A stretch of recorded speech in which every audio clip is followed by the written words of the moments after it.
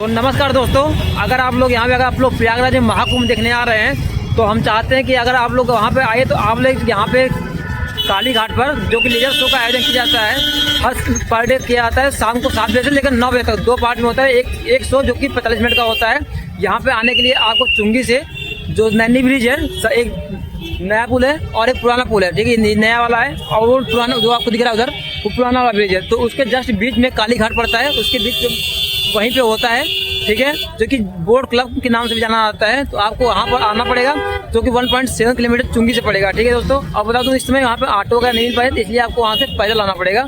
तो आइए आपको चल के दिखाते हैं यहाँ का पूरा लेजर शो और 45 मिनट जो भी होता है दिखाते हैं किस बेस पे आधारित है। बताया जा रहा है कि यहाँ पे जो महाकुंभ मनाया जा रहा है उसके पूरे थीम बताया गया कि मतलब इसकी हिस्ट्री क्या थी। तो आइए चल के हम दिखाते हैं इसका पूरा जाता है।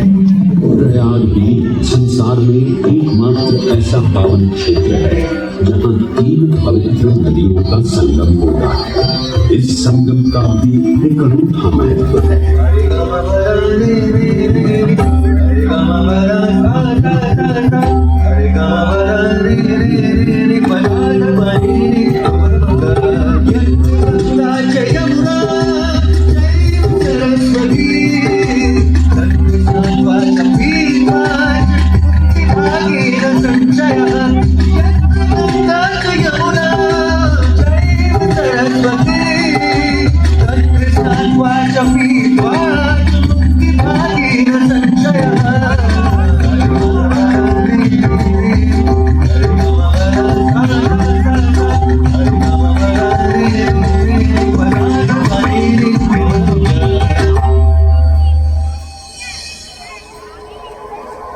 प्रयाग में गंगा, यमुना और सरस्वती जैसी 3 सबसे पवित्र और पूजनीय नदियों का दिव्य संगम होता है।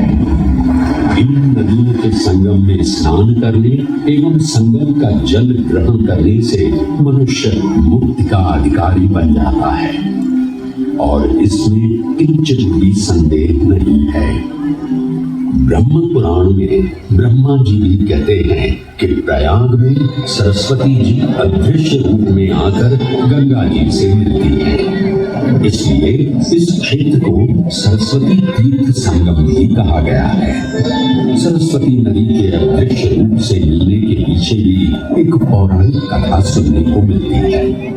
ऐसा माना जाता है कि बद्रीनाथ क्षेत्र की गुफाओं में जब वेद व्यास जी भगवान गणेश को महाभारत की कथा सुना रहे थे, तब उस क्षण सरस्वती जी इन शिखरों से टकराते हुए अपना हाथ बनाती हुई बड़ी ही तीव्र गति से बह रही थी।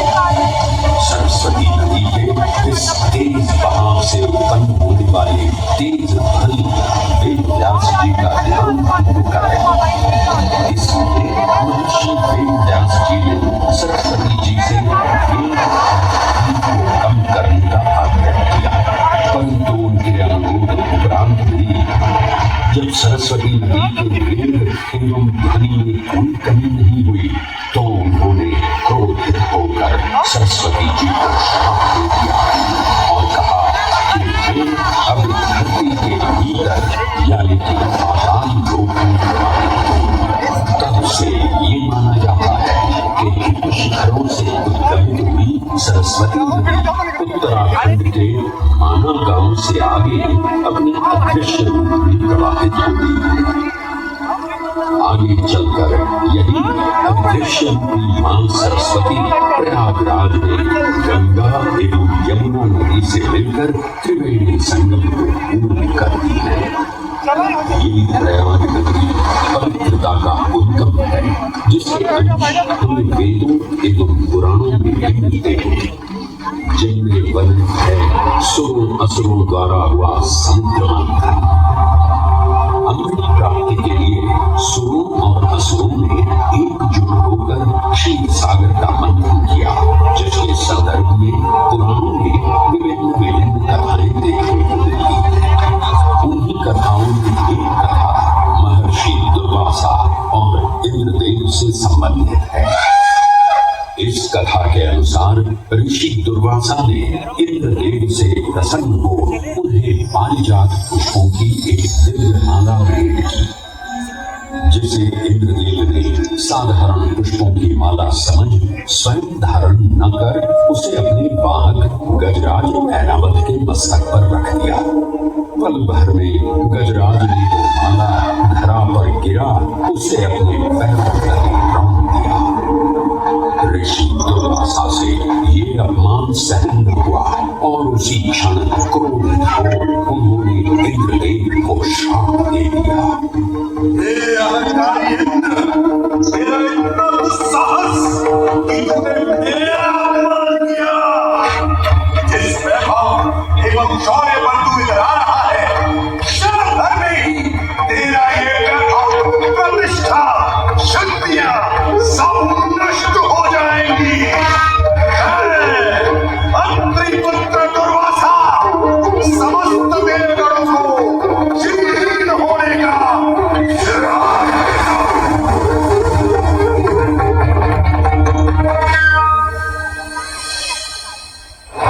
इस श्राप के परिणाम स्वरूप स्वर्गलोक से लेकर वैकुंठ धाम तक का सारा वैभव चला गया। जहां स्वर्गलोक में सभी देवता अपना वैभव एवं शक्तियां खो चुके थे, वहीं वैकुंठ धाम में मां लक्ष्मी भी क्षीर सागर की गहराइयों में चली गई।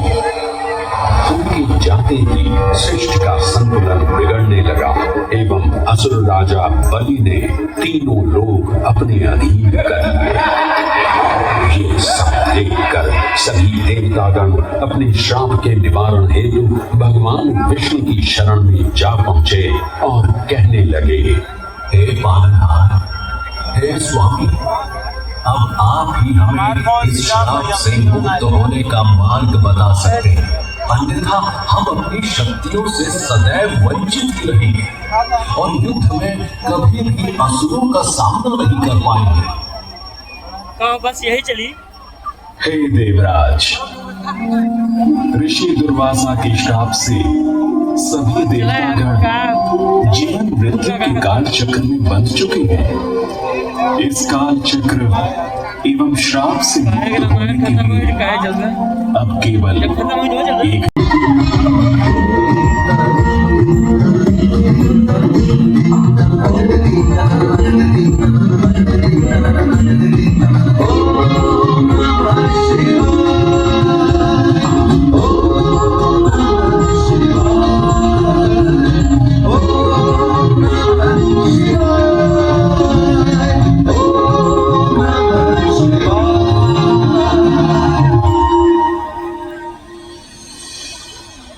हलाहल